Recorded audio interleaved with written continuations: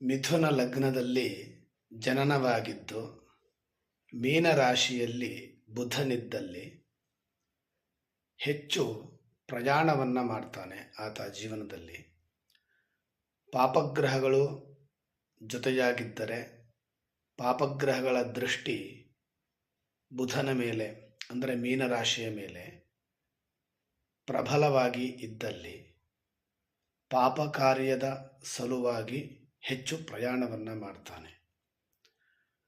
ಪರಿಹಾರಕ್ಕಾಗಿ ಬುಧ ಶಾಂತಿಯನ್ನು ಮಾಡಿಸ್ಕೊಳ್ಬೇಕು.